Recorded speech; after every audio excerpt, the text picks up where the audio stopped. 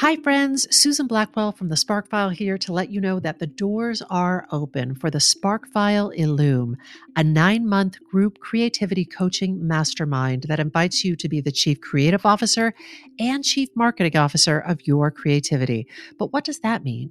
That means in 9 months in Illume, you will clarify and advance your big creative goals and learn how to effectively share your work with the world. Now, if you're listening to this and you're an experienced creative or an accomplished professional who seeks a space where it is safe to attempt something you've never tried before, or complete a big creative project, or take your work to the next level and acquire the skills needed to share your creative work with the world, Illume might be right for you.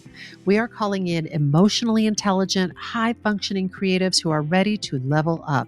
You can find out more by going to thesparkfile.com/Illume, but do it now to find out if Illume is right for you and to save with early bird discounts. That's thesparkfile.com/Illume. Take a leap, take a risk. Go to thesparkfile.com/Illume and join us for Illume. The Sparkfile podcast may contain profanity and other adult content. Please use your discretion. When I bump into something that inspires me, I dump it in my spark file. Could be something that I want to make or how I want to be. I pump it in my spark file. I jump into my spark file. Let's open up the spark file. Welcome to the Spark File, where we believe that everyone is creative, but smart creative people don't go it alone. I'm Laura Camion. And I'm Susan Blackwell, and we are creativity coaches who help people fear less, create more, and bring their creative visions to life. If you're an OG member of the Sparkfile community, welcome back, Sparkler. If you're joining us for the first time, welcome, baby Sparkler. Welcome. Welcome. Know that just by listening to this podcast, you are joining a warm and wonderful clan of creatives. But hold up a second. You may be asking yourself, what exactly is a Spark File? A Spark File is a place where you consistently collect all of your inspirations and fascinations. If you're like us and you're making stuff all the time, or you want to be making stuff all the time, you know, if you're not careful, your campfire of creativity can flicker out. But don't despair. We're collecting kindling in the form of fresh ideas, images, and inspiration that spark creativity and pique curiosity. To light a fire under our collective asses to make things like this podcast. Or a vivid, wild forest imagination full of overgrown vegetation in the form of great, unique ideas. Oh my God. Every episode, we're going to reach into our Spark Files and exchange some sparks. And from time to time, we're going to talk to some folks who spark us too. That means we have more sparks than we can possibly use in this lifetime, friends. That's right. So if something lights you up, we implore you, please take that thing and make something out of it. Without further ado, let's open up the Spark File. Laura Camion, it's Spark Day, and you know there's nothing I love more. Spark Day is the best. Which day of the week is the best day of the week? Spark Day. Spark Day. Spark Day's child is full of grace. Spark Day's child has a sparky face. Did you just write that? So gifted. Thank so you. talented. Thank you. Suze, I remember a few episodes back, I talked about pandemic-related entertainment that I partook in during the pandemic. But it wasn't about the actual pandemic we're living through. It was about like imaginary pandemics that people had written about before. Yes, of course. Of course. Yes. And I said, I read Station 11, the book, and that it was coming to HBO Max. And it came to HBO Max. It came to HBO Max. I have not watched the finale yet, but I will say I'm up through like episode 8 or 9. And I think there's just one more to go. I've got to say, they did an incredible job and really brought it to life in a bigger and better way than I would have even imagined. I thought of you when I saw the trailer for that. And at first I didn't connect the title. We throw a lot of sparks around here. I mean, there's a lot but going on. as I was watching it, I was like, I know this story. why do Yeah. I know this story? And I was like, I know it because of Laura Camion and the Spark File. And it's thrilling to know that the adaptation is serving you everything. It's so good. It's Oh, so good. And there were good. things that I had forgotten or for some reason like didn't reach me in the prose form, but did punch me in the gut in this form. You know what I Mhm. mean? Like I just found new things in the story that were fascinating. Mm. And I was reminded of something. I'm not spoiling any plot lines with this, but I will tell you just one of the most potent. There's a book that is a story within the story. And in Mhm. that book, there's a line that's like, I don't want to live the wrong life and then die. Oh, And God, it really gets me. It yeah. just makes me think about all those choices that we make every day. Maybe we think there's time to make different choices eventually at some later date. Maybe there is and maybe there isn't. Maybe there is, maybe there isn't. And the time is now to live the life that you are dreaming of living. That is a lovely sentiment. And sometimes we've talked about this before, having that desire and not being able to figure out what exactly it is or how to get to it is so painful. Whew. Anyway, that's what's going on over here. Well, this has been the Spark File podcast. But the flip of it is not that it's either or, but looking at a different dimension, when you have taken the time and done the thought work to figure out what that thing is and you've made movement towards it, that is thrilling. Feels good. And when everything is in alignment. Oh my God. But I've for years heard that thing about like, if you're doing work that you love, that it won't feel like work. And I was like, what specifically could that possibly mean to my life? Yes. Yeah. Yes. Need more specifics. Yeah. But when you find the thing and you realize, oh, yeah, I mean, it is work. That sounds like so magical to be like, I'm not even aware of the fact that I'm getting a paycheck for this, or that seems a little, magical. But when you realize like the work feels so good to do and you're like, this is great. There's a spark, maybe it's another spark for another day, but it was essentially, I was sharing with you this thing that I saw. Joe Spinoza talking about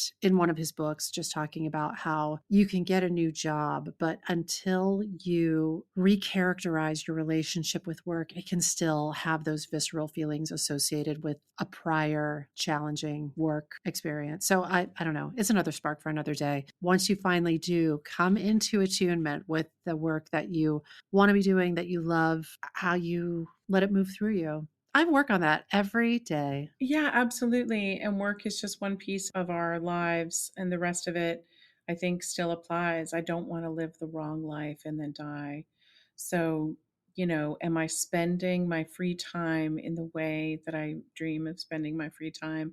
Am I making the things that I dream of making? Are the people Yes, that I'm am I with? surrounded by the Yes. kinds of people that I want to surround myself with? All of that stuff. Yeah. Thank you, Station 11. Good job, Station 11. Good job, Dr. Joe Spinoza. Well done. And again, this has been the Sparkful Podcast. But wait, there's more. Are you going to spark me? Oh my God, Susan. Are you going to spark me good? I am. Right in the teeth? I'm right in the kisser. This spark that I've got for you today is fun because there were these little baby sparks that ignited for me this week. And then they kind of came together to ignite this little fire I'm going to share with you today, Suze. But they seemed random at first. And then you were like, I see a constellation for there's me. something here. Yeah, I was like, there's something here. So we're going to go with this. I love it. So Wes and I were talking recently over coffee, as we do.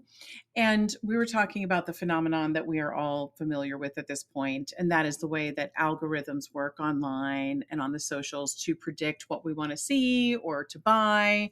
And it's based on things we've thought or read or liked or purchased in the past. So they serve us up the same things or similar types of things, right? The same ideas or types of ideas over and over. And sometimes it feels like the algorithm knows you better than you know yourself. Interesting. We're going to get into that, Suze. If that's true, then you are unique. You're having a unique experience. All right. Long story short, we likely will not come across ideas that we viscerally disagree with unless we seek them out. Like, unless we seek out contrary opinions and contrary thought, we wouldn't be aware, for example, of the fact that like half of the country is getting literally different news than we are unless we seek it out.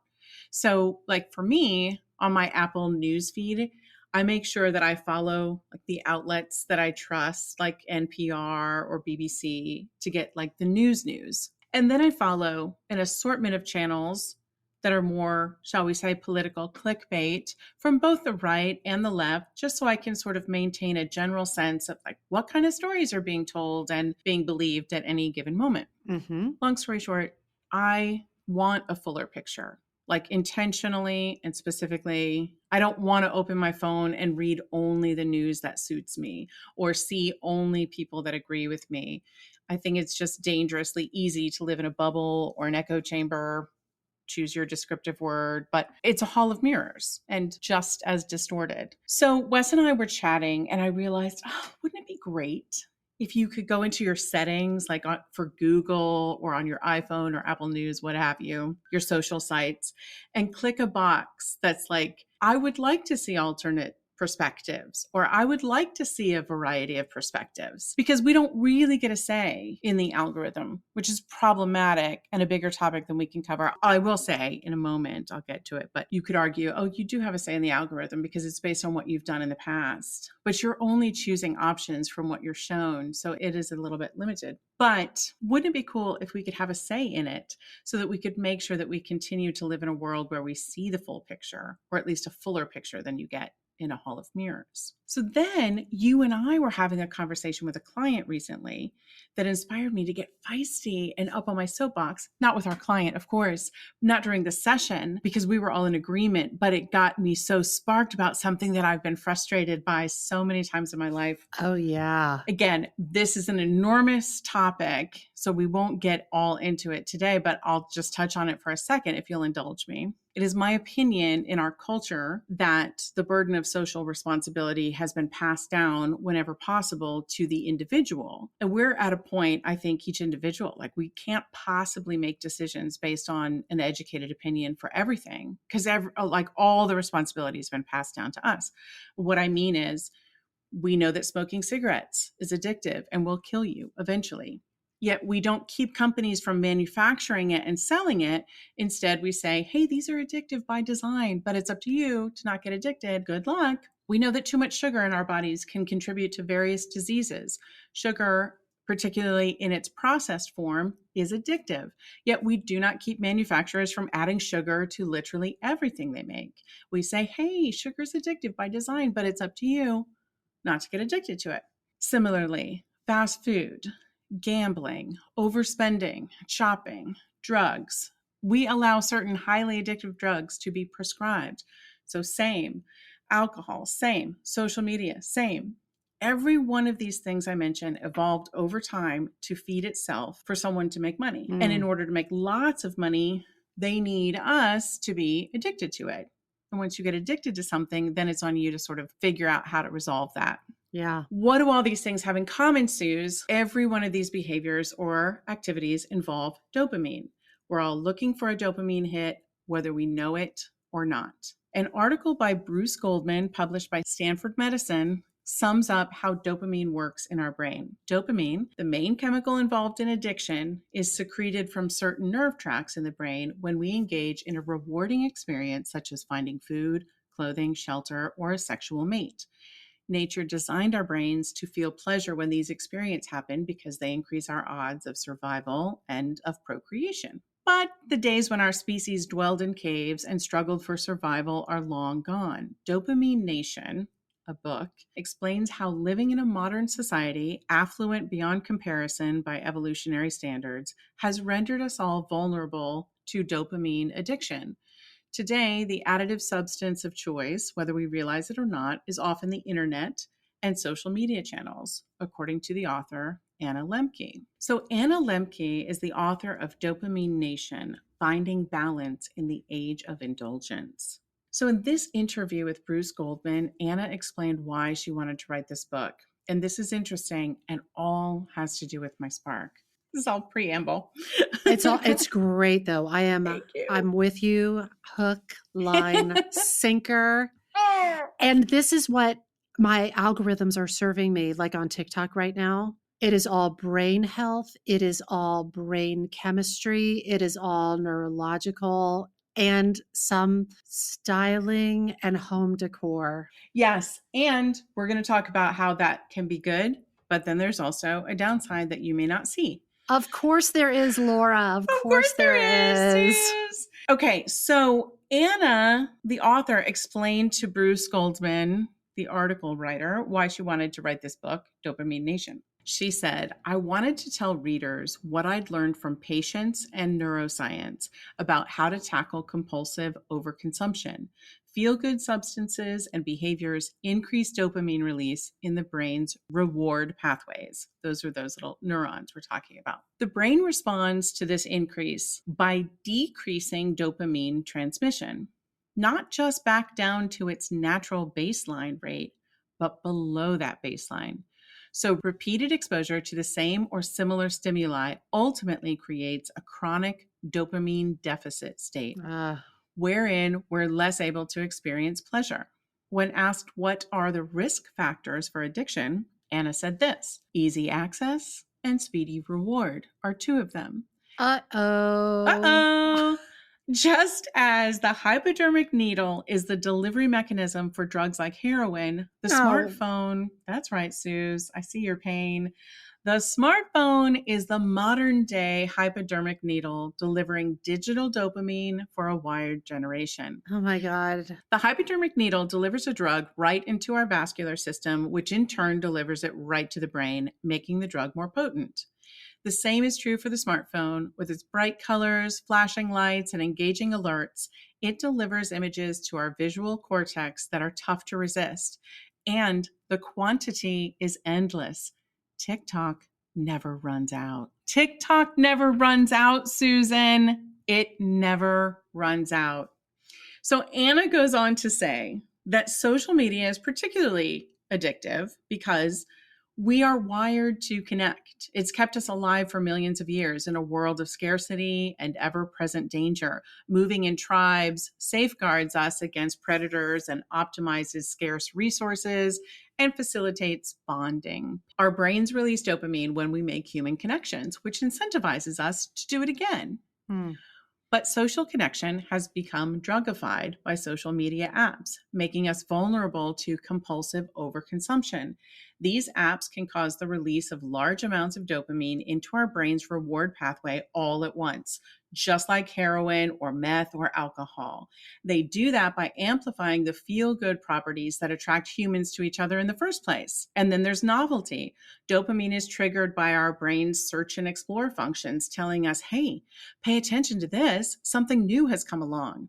Add to that the artificial intelligence algorithms that learn what we've liked before and suggest new things that are similar but not exactly the same, and we are off and running. So all of that is to say, this pattern of being shown the same things over and over, and the fact that we're all addicted to things, but really on our own to do anything about it, all of that was on my mind when I said to Wes, there should be a way to let the algorithm know that you want to see some things that are different or alternative or even opposites from time to time. Those little sparks laid the foundation for a few days later. I was poking around on Medium, as I do, and I came across the idea of rewilding your attention. What? And it was like my whole body responded to this idea with a resounding yes. So I stumbled across a writer named Clive Thompson. He also writes for the New York Times and Wired. I did not know he was on Medium, and he's written several books as well. I learned so much from his post, and I also want to credit everyone appropriately. So before I go too deep, let me explain. Clive was inspired to write about the idea of rewilding your attention because he read a blog by CJ Eller. CJ Eller got the term from a tweet posted by Tom Critchlow. Tom Critchlow was responding to an idea written about by Ali Montag And Allie was referencing C.S. Lewis. Are you with me? I am. And I'm also amazed because it's like the downside of social media, the upside, the connection that these people were sparking each other. I don't think it was hardback published tomes, with the exception of the very, very, very, very latter. Yes.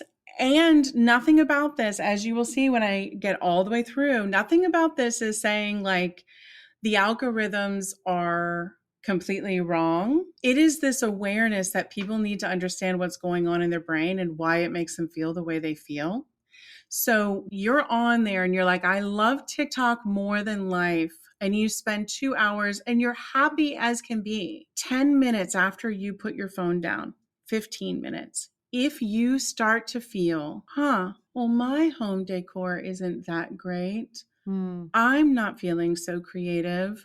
I couldn't come up with a line like that person came up with. And you sink deeper and deeper and deeper. That is the dopamine deficit. Yes. And it might not show up just as compare and despair. It might just be sort of like I was on TikTok for a spell.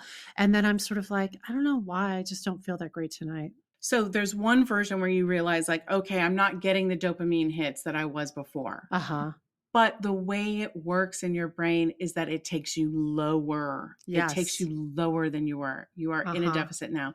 So that is part of what my Spark is about, is like understanding how it all works. It's not at all, this is not a Spark about like, stop doing social media, get offline. I don't know. Every time we have one of these conversations, on mic or off mic, I'm like, when are we just throwing our smartphones in the toilet and just getting an old candy bar phone that is like all we can do is like send rudimentary texts on it? There are people who are doing it. That's a whole movement. And we probably should follow up on that. We should make a note to follow up on, in the future. Nathan and I have talked about it. We have talked about it. And then I'm just like, but the sweet, sweet candy.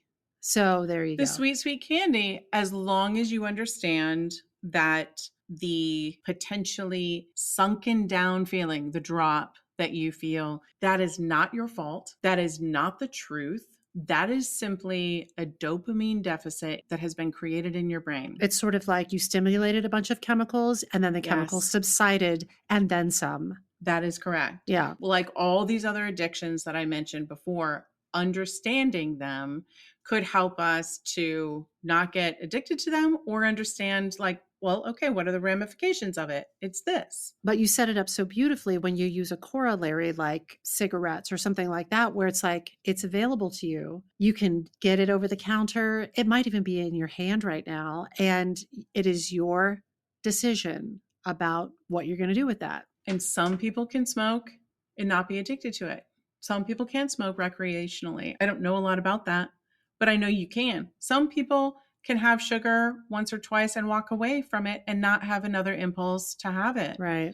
But if that's not you, it helps to understand what is going on in your brain. So yes to what you said. These ideas are being passed along online, sometimes through social media, sometimes through more obscure blogs. But the idea is being passed along 100% in the digital form. So there's nothing wrong with that. But I'm going to get into how we might be able to do it a little bit differently. So Allie Montag wrote a fantastic blog about what we're striving for when we write or when we create anything of any kind.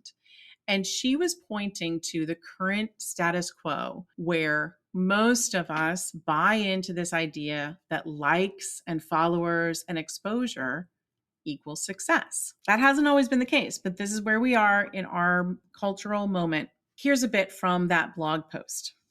In 1944, C.S. Lewis gave a lecture to the students of King's College at the University of London. He asked the students to consider what he called the inner ring. He described it like this. In any group, there's an ever-shifting circle of insiders. Who's on top? Who's well-liked? Who has the smartest idea? Who holds sway? Inevitably, he said, we compare ourselves, the outsiders, to the members of the inner ring, the insiders. We want to be inside the ring. Anyone who has ever eaten in a high school cafeteria knows the feeling. everything would be so much better if I was just sitting over there. Mm. An inner ring exists in every office, university, church, and bingo hall. Part of Lewis's definition of the inner ring was its subtlety. It's never explicitly clear who's inside. This keeps everyone on their toes. The rules are always changing. The top dog yesterday might be an outcast tomorrow. Both Allie and Tom Critchlow likened this phenomenon to the algorithms that feed us what is quote unquote good. It's based on what everyone else was looking at today or talking about today. It is literally the median, the average. We're conflating popular with good. So that inner circle of like people with 1 million followers or more, what are they talking about? That must be what we should all be talking about. Mm-hmm. And I love the idea of the inner circle. I used to say in one of my old jobs, I'm in the outer ring of the inner circle. I always was.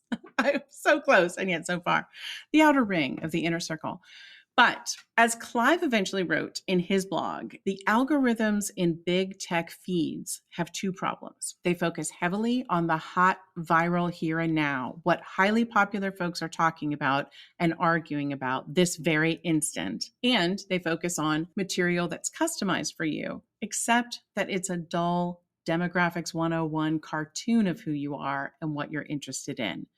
Either way, spending too much time in the big algorithmic feeds winds up being a form of intellectual monocropping. That's what's happened to me, intellectual monocropping. Intellectual monocropping, Susan. I've been wanting to talk to you about it. Your TikTok is contributing to intellectual monocropping. We laugh because it's true. But here's his point. It's not terribly diverse or surprising. Yes. It's not that the stuff in your feed is all bad. Some of it is great, but it has a deadening sameness to it. This leads to things with a lot of likes getting shared by the algorithm and they get more likes. Things with few likes to start with don't get shared and get no further likes. These are like potentially great ideas dying on the vine. So Tom tweeted out his thoughts about Allie's post on the inner circle. He said, "If all you read and follow are mainstream and inner circle folks, then you're only going to see the status and celebrity game. You'll desire audience and reach and think that writing in fast company is success, when the reality is that you can rewild your attention and follow blogs and people writing small, weird things. You can find your group and you can forge real connections." Then CJ Eller blogged about that phrase that Tom coined, rewild your attention, and said, "Tom's message makes me realize that rewilding attention is an active practice. One must not only pursue those tiny signals, but share them as well, whether that means writing about them on your blog or by word of mouth. The only way the tiny signal can keep on resonating throughout the web is if we pass it on." Enter Clive Thompson, who passed it on in his blog, and now here I am on the Spark File passing it on to all of you. You're doing it right now. I'm doing it right now. So Clive wrote, instead of crowding your attention with what's already going viral on the inner tubes, focus on the weird stuff. Hunt down the idiosyncratic posts and videos that people are publishing, oftentimes to tiny and niche audiences. It's decidedly unviral culture, but it is more likely to plant in your mind the seed of a rare new idea. Cams, I Yes? appreciate that sentiment very much. And if I'm jumping your spark, just put me back in my place. Say, sit down. You're Sit rocking down. the boat.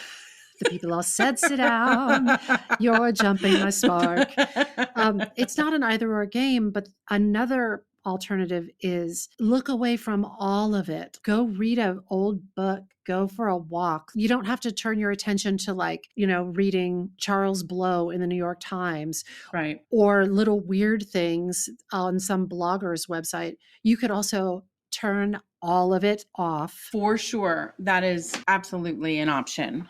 But I think that practically speaking, we do read the news and we do consume ideas. His thought is if you actually want some new and interesting ideas, we're going to have to work for it. Look outside of the inner circle. Yeah, it actually goes back to the original thought that I had before I realized what the thought was. But what if we could tell the algorithm we actually want to see more obscure things, niche ideas that haven't gone viral yet? Then my second idea, it really is on us to do the work. Yeah. If we want to reprogram our devices and our brains, we have to decide we want to do things differently so that we can stimulate our brains with ideas that are off the beaten path.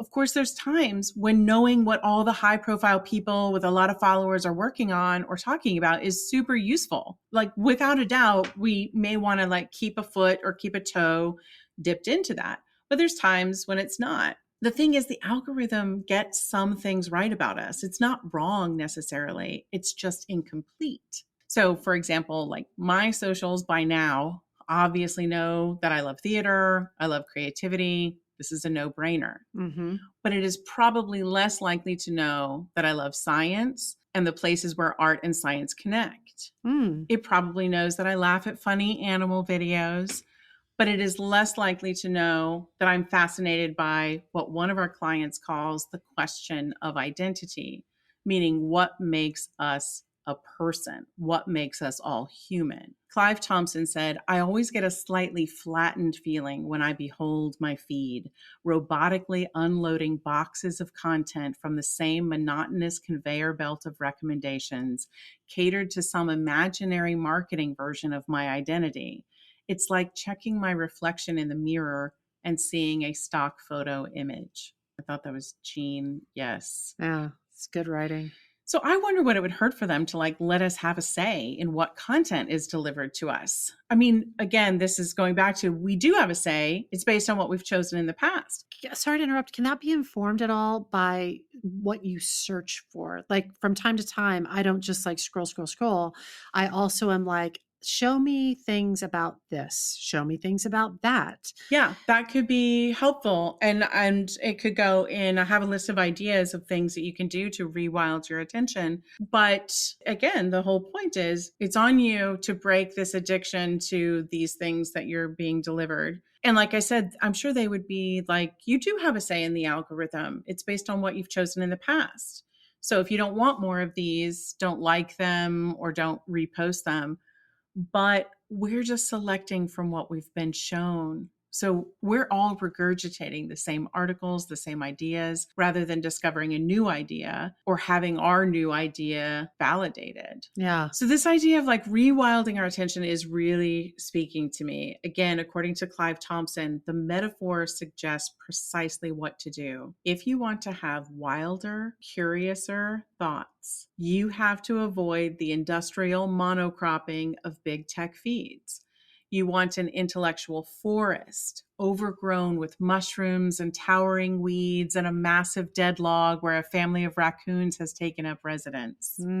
Thought raccoons. Thought raccoons. And as CJ Eller said, it is an active practice. It's on us to pay attention and seek out alternatives. Which leads to, what do we make of this? Well, Suze, you've mentioned a few things so far, but I'm happy to report while there's no setting that I know of yet that can help you request more unique material, there are many things that you can do.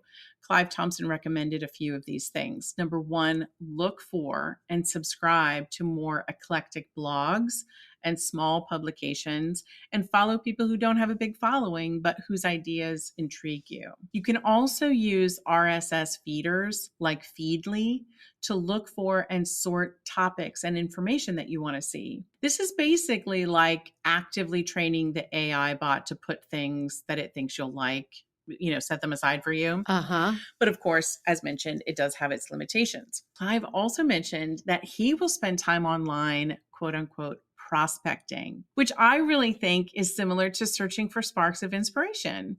He's spark hunting or spark generating. But he says he'll pick a subject, like you mentioned, Suze, just pick a subject and then go digging. Go digging to see if there's a hobbyist or an interest group discussion board devoted to it. And if there is, he'll absorb it completely, like really trying to understand what this group of people are passionate about. Another idea, one you mentioned slightly, and that is old school books. Go to a bookstore or a library and poke about. Pick up things that catch your attention. Go to the nonfiction section and just look for books and topics that you're like, I never thought about that before. Of course, if it's a store, certain merchandising techniques are at play, but there is a much greater likelihood you might discover something new and unique. Nice.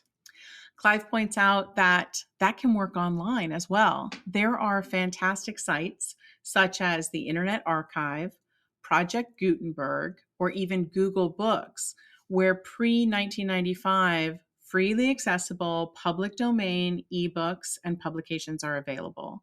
So you can go look at all that. Neat. And one more fun one.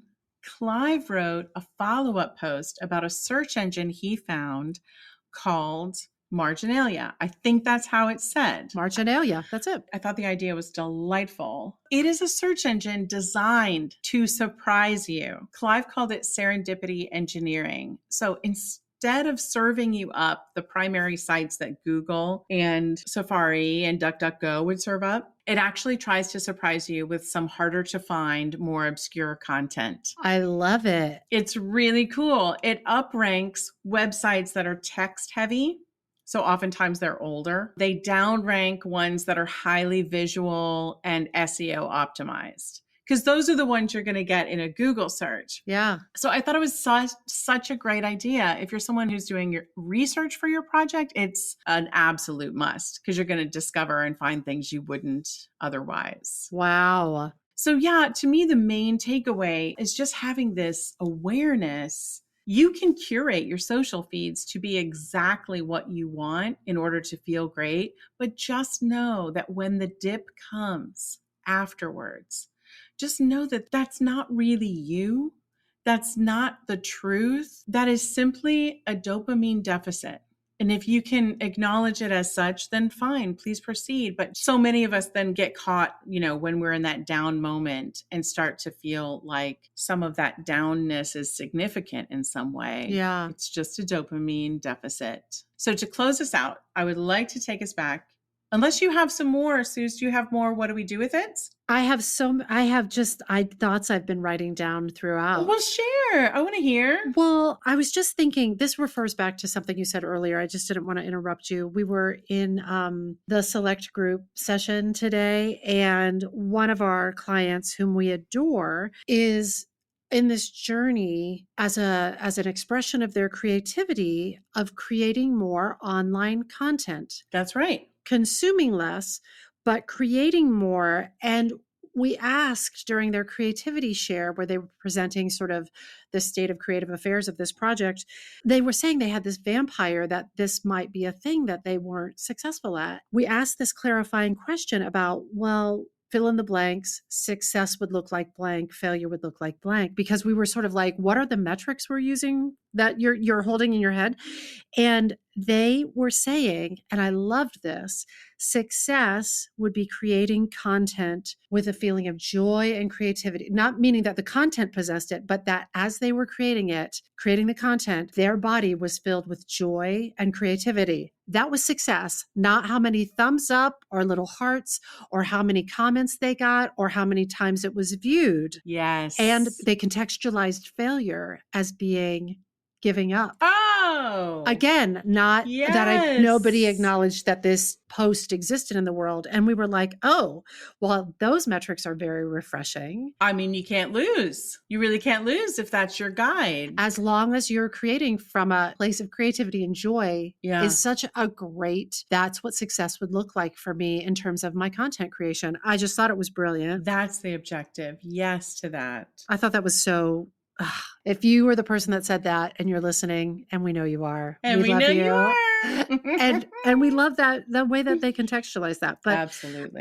So that was one thing that I was thinking about, and then I was just this week rereading the synopsis of Long Day's Journey into Night. Fascinating. I was, because there's a new virtual production coming out, which I think is a brilliant conceit, which is it is set during COVID lockdown. Oh my God. With this family, and she's losing it. There's addictions at play. We think one of them might have what's that cough? Like it's kind of genius. Fascinating. I was trying to, in my mind, graft my knowledge of Long Day's Journey into Night as it exists with a COVID context sort of production overlay to it. So I was like, let me just go back and revisit Long Day's Journey into Night. And if you know that piece of writing, and if you've ever spent any time up at the Eugene O'Neill Theater Center, and if you've ever taken a spin past the Monte Cristo Cottage, where that book/play is set. Mm-hmm. I was staying right next door to it recently. It's just a house on a street. And I was just like, isn't it fascinating that this really seminal piece of writing is set in this house? And it is. It's dark. It's low ceilings. You can really you can just practically smell the morphine addiction wafting out.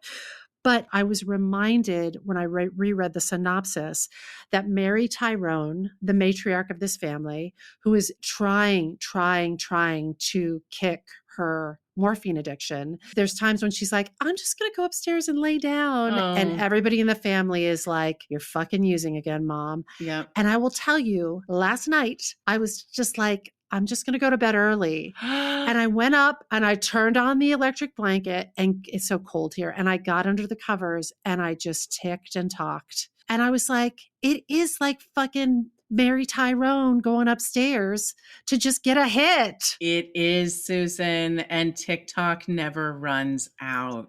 And that morphine prescription never runs dry. Runs dry.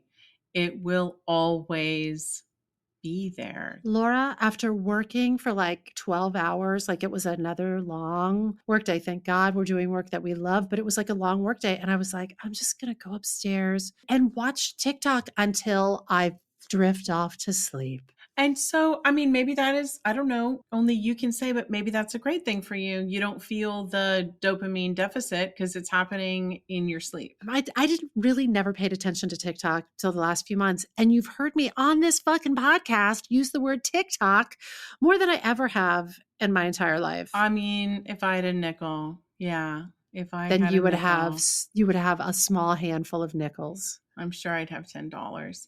But listen, though, this is the thing. This spark, I think, is meant to more so question what is our success in terms of creating and idea generating and also diversifying spark sources, like diversifying where we get our information from. Our thoughts. Yes. And I want to add to this, back to our beloved client who is really working through, like, we're in a pandemic. I'm a live performer. I'm going to invest some creative energy in creating content. When they were sharing today, they had a very well thought out portion of their presentation, which was around their boundaries, that they were setting these really clear boundaries about when they weren't taking in digital information, when they were completely going for walks without headphones, without phones. When you talk about rewilding your attention, I was like, this is them planting a flag in the sand and saying, I am going to make this stuff with joy and creativity in my heart,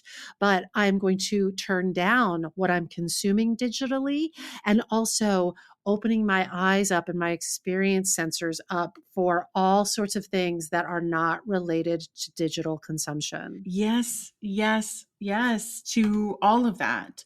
And I would add, like, the knowledge that even when you are digitally consuming, you are only seeing a small portion of what's going on in the world. It is deceptive, and you might think like, oh, look at all of these things that are going on. This is the brunt of it, what people are talking about out there. And it is just a sliver that has been selected by a very specific criteria. And so I think that it calls into question this barometer for success, why we're creating. And while there is a lot to celebrate in terms of like, oh, the gatekeepers are gone, in a way that is true, that doesn't mean we should all shift to like, okay, so success then is the number of likes, the number of shares, the number of followers. That is not an equivalent to good art or art that is thought-provoking and Yeah. makes people see the world in a different way. These are not the Yeah. same things. You know, in the select group, we've had workshops on TikTok and how it may or may not serve your creativity. And I think for those that it serves their creativity, it inspires them, and it is an impetus to create work, I am all for it. I am equally for those people that are like, I am working on an art form that is not a 15-second or a 30-second or 60-second thing. Yes. I am working on an art form that is going to take me longer and will be a more substantive experience for the end user when it finally gets there.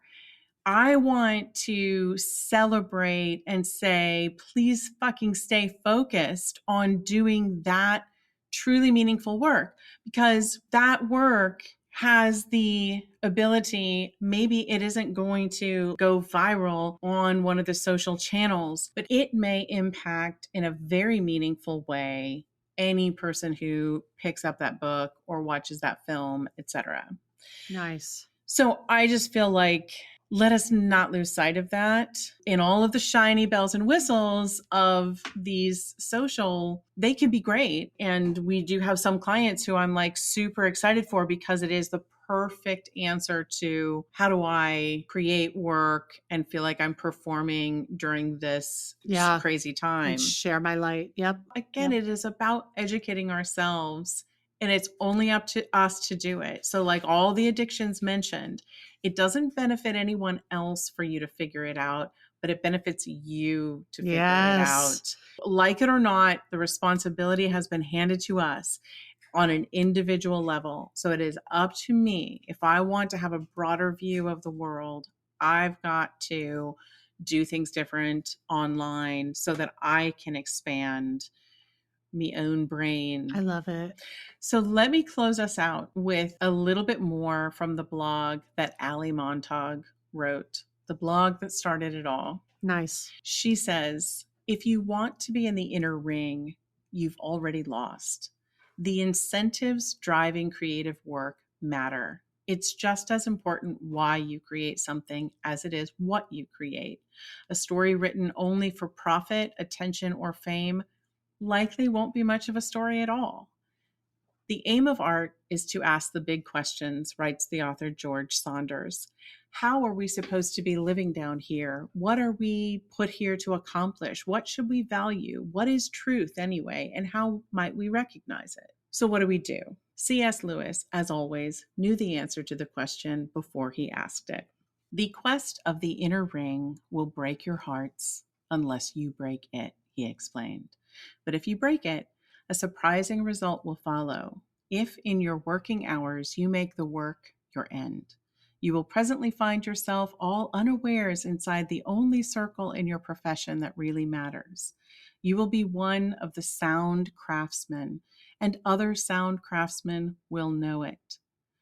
Personally, I think if we can step away from the dopamine feed of social media, which I know is easier said than done, and see that creating for the sake of getting likes or going viral is not the same, nor does it have the potential lasting impact of creating work of quality. Sometimes it can be, but not always. Work that is driven by our authentic interests and joy. It's up to us. There'll be many addictive substances, behaviors, and opportunities that call to us, but we have within us the power to set up our lives differently and give our brains a more robust and substantive diet to feed off of. If you're looking to rewild your attention, I guess my advice would be to choose your course and stay the path, but let it be off the beaten path. Let it be a path less traveled. Oh, Camion. Camion. I mean, I don't know. You may or may not want to rewild your attention. You don't have to, but you might want to. I do. No, I do. I do. And there's something in here that I've been thinking about a lot. I may have even said it on this podcast, but I'm super excited. We're going to have a room with no TV in it that I think will be ideal for reading. Not if you bring your phone in there. But not if you bring your phone in there. I both am sort of like, oh no. And I'm like, oh yes. Do you know what I mean? Yes. And it's not an either or. The thing is, even Clive No. Thompson said it. There are times when that is perfectly what we need. We want to know what's going on in the He world. just wants to marry Tyrona under the electric blanket with TikTok. Is that what he said? No, I don't think he said that. That's He funny. didn't say, I didn't hear that at all. Just want to mainline No, TikTok. I just didn't hear it. No. Funny. No, I think you're hearing another voice, perhaps your own. Da, da, da. But I think that it's an awareness and a self-education of knowing what is it I'm looking for right now, and then do the appropriate thing. Yeah, I want to tap into what's going on in the world. I'm going to do this. Oh, right now I'm looking to stimulate my brain with novel ideas, interesting ideas, something surprising and delightful that I might not have encountered otherwise.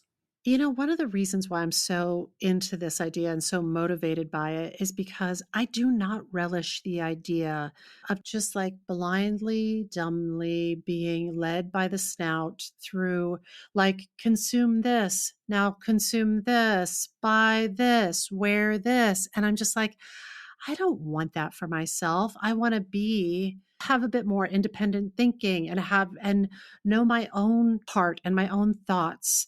And if all of this stuff is constantly, I'm mainlining it and I'm the one holding the, syringe, I don't want to be led in that way. I just think of wanting to be more intentional with my time, be more aware of what's happening inside of me. So it's not a mystery. Yeah. Why I feel down right now is not a mystery. And that could be anything of like you consume a bunch of sugar and get a high, or cigarettes, or you go gambling and you win $20 or whatever. Those dopamine hits followed by the dopamine crash. That's all I just want to be conscious of. Like maybe I'll still have that dessert, but I will know if 30 minutes later I'm feeling not great, I'll know why. You know what images keep popping into my head? Did you ever see the movie Minority Report? Tom Cruise, I've seen that many times. So many times. Those, are they the empaths? The Agathas, whatever they're called, that are floating in the water, and they're hooked up to all of these like sensors and electrodes, and they are the ones that are sending the imagery into this system. If you haven't seen the movie, just please follow along. Hang tight. Yep. Hang tight. But then by the end of the movie, these people have been liberated from those tanks. It's sort of like the Matrix too, where you're just sort of like, you are the energy cell for some sort of menacing, nefarious system.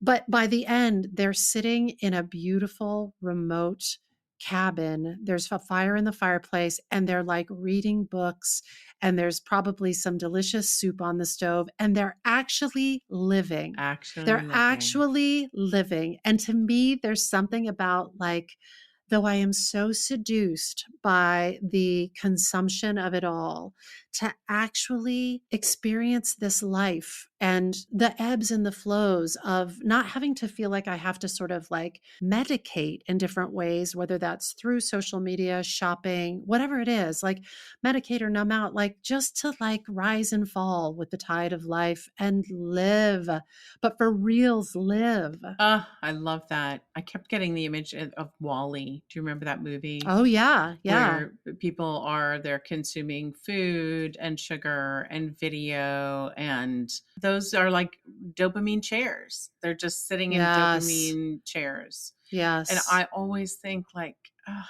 no, I don't want that. I appreciate certain things. I probably read more publications on my phone than I did before I had access to them on my phone. But I don't want to imagine myself living through this tiny screen. Yeah. I love that phrase, rewilding your attention. Rewilding your attention. And that is like, that speaks to our client who, although creating incredible content for the social medias, also going on walks without any of it, rewilding their attention and seeing and feeling things out in the wild. And they specified it's okay to take a pencil and paper. That's the thing because they need to catch those sparks. Catch those ideas. Yeah. Which you are more readily available for if, you're not mainlining the consumption. So Laura, well done. Thanks. Well done. Thank you. I guess that's it. I guess that's it. Thank you, Laura Camion. You're welcome. This episode of the Spark File was made on the lands of the Lenape people. And as always, we hope that it put another bunch of sparks in your analog file. Listen, if there's a spark you'd like us to explore, or if you'd like to learn more about how to coach with us to bring your creative ideas to life, you can email us at thesparkfile@gmail.com or submit it through our website, thesparkfile.com. Oof. We will even take your feedback, but you know the price of admission. First, you got to share a creative risk that you have taken recently. Follow us on social media, dun dun dun, at the Spark File, and be sure to subscribe, rate, and maybe even 5-star review this podcast. It really helps other listeners to find us through the what? Through the algorithm. If you like this podcast, we hope you'll share it with people that you love. And if you didn't like it, this is what we want you to do. We want you to just go outside, just go like face the sky and just face the sky and just be like, I didn't like it. Just like scream it into nature if you didn't like it. Scream it into nature. Great. Yeah. Just go put your face in a bush and just scream it into a shrub. Rewild it. On the other hand, if something lights you up and gets your creative sparks flying, we are writing you a forever permission slip to make that thing that's been knocking at your door. It's your turn to take that spark and fan it into a flame. You know, you got to take it and make it. Bye, friends. Bye. When I bump into something that inspires me, I dump it in my spark file. Could be something that I want to make or how I want to be.